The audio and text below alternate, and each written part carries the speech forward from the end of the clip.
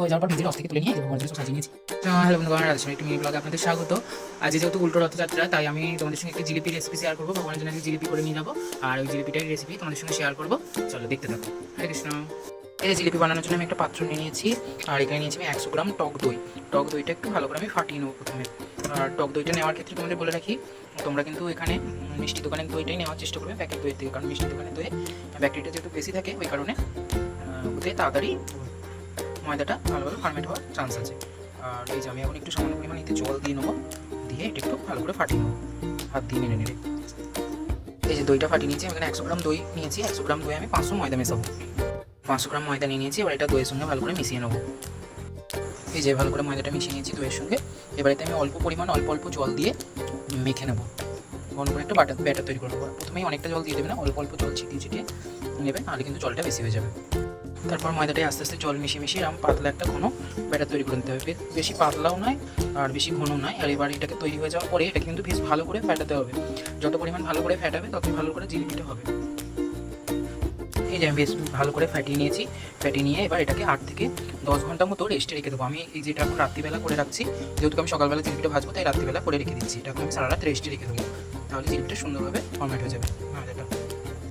এই যে আমি ভালো করে ফাটিয়ে আর এখানে একটা থালা চাপা দিয়ে সারা রাতের জন্য রেখে দেবো 10 ঘন্টার মতো। 10 ঘন্টা মিনিমাম করতে হবে, তোমরা যতক্ষণ পারবে। আমি সারা রাত ভেজে করে রাখবো।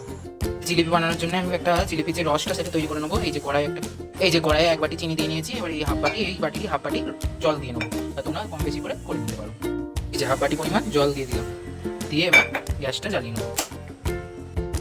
এবার চিনিটা যখন মেল্ট হচ্ছে ততক্ষণ আমরা এটাকে একটু গরম করে নেবো।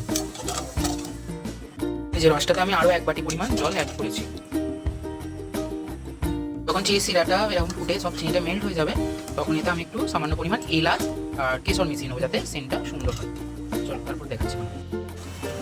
এই দেখো, এলাচ আর কেশর মেশানোর পর রঙটা কি সুন্দর এসেছে।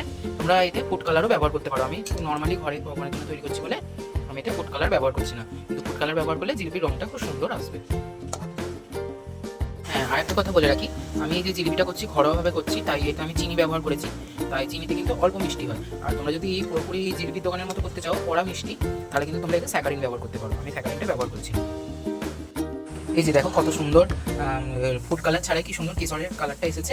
এটা আস্তে আস্তে আরও ডিপ হতে থাকবে। আমি একটু কেশরটার পরিমাণটা বেশি দিয়েছি, কিন্তু ফুড কালার কোনো ব্যবহার করিনি। আর যে ময়দাটা ফার্মেট হতে দিয়েছিলাম, সেই ময়দাটা আমার একটু শক্ত হয়েছিল, তাই আমি এতে জল মিশিয়ে ভালো করে ফাটিয়ে আর এরকম দ্বারা একটা নরম ব্যাটার তৈরি করে নিয়েছি। তোমরা কিন্তু যদি তোমাদের ব্যাটারটা রাত্রে শক্ত করে ভিজিয়ে রাখো ফার্মেট হওয়ার জন্য, আমি যেমন সারা রাত ভিজিয়ে রেখেছিলাম। এই সকালবেলা এখন 9টার সময় করছি, তো আমি 9টার সময় ভিজিয়ে রেখেছিলাম। 9টা থেকে 9টা 12 ঘন্টার মতো করেছি। এবার এরকম দ্বারা একটু পাতলা করে নেবে, আর জিনিসটা ভাজার আগে খানিকক্ষণ ভালো করে ফাটিয়ে নেবে। তারপর তোমাদের ভেজে দেখাচ্ছি। এই যে 1 চামচ পরিমাণ ঘি দিয়ে দিয়েছি রসটাতে, তাহলে একটু ঘি গন্ধ বেরোবে। তার জন্য আমি এরকম একটা বোতল নিয়ে নিয়েছি বিসলারি জলের, আর উপরে এরকম বোতলটা একটু ফুটো করে নিয়েছি। দেখতে পাচ্ছ তোমরা, মাথাটাকে এরকম ফুটো করে নিয়েছি। আর এতে আমি ব্যাটারটা ভরে নেব। আর এখানে তেল গরম করতে দিয়ে দিয়েছি। যতটা পারবে চ্যাপটা কড়াই নেওয়ার চেষ্টা করবে। তেলটা গরম করতে দিয়ে দিয়েছি। এই যে দেখো বোতলটা ভরে নিয়েছি, আর এরকম একটা ফুটো করে নিয়েছি উপরে। আর এখানে তেল গরম করতে বসিয়ে দিয়েছি। তেল গরম হয়ে গেলে জিলিপিগুলো এক ছাড়বো। এই যে জিলিপিগুলো এবার ভেজে নেবো এক।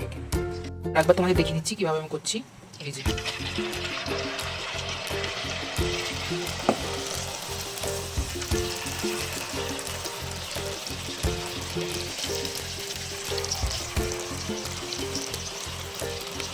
হয়তো প্যাঁচটা 2.5 প্যাঁচ হচ্ছে না বা সুন্দর হচ্ছে না, জিলিপিগুলো হচ্ছে খুব সুন্দর দেখতে, হয়তো ভালো না কিন্তু খেতে খুব সুন্দর হবে। এগুলো ভাজা হয়ে গেছে। এবার ডাইরেক্ট আমি তেলটা ঝেড়ে এই যে রসে ফেলে দেবো। ডাইরেক্ট রসে 2-3 মিনিট আমি ভিজিয়ে রাখবো, ওদিকে তুলে নেবো। এই যে এবারেরগুলো ঠিকঠাক এসছে, গোল তবু সে এইটা সামনেটা একটু খারাপ হয়ে গেছে, বাকি এইটা দেখো একটু গোল হয়েছে। 2-3 বার করার পর সব দেখতে পাবো এগুলো পুরো একদম গোল সবকটাই গোল হয়েছে। এই যে আমি মধ্যখানে আরেকটা ছেড়ে দেখাচ্ছি আমাদেরকে।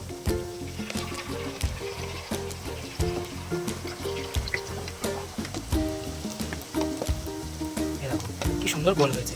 এটা 2-3 বার করার পর তোমাদের হাত চলে আসবে, প্রথম হবে না, আমার যেমন হচ্ছিল না। যে দেখো সবকটাই মোটামুটি গোল হয়েছে। হয়ে যাওয়ার পর ভেজে রস থেকে তুলে নিয়ে এই যে ভগবানের জন্য সব সাজিয়ে নিয়েছি। কেমন লাগছে? এই যেগুলো কলকাতা মন্দিরে চলে যাবে, কলকাতা মন্দিরে ভগবানের জগন্নাথের জন্য নিয়ে যাবো, রথে দিয়ে দেবো।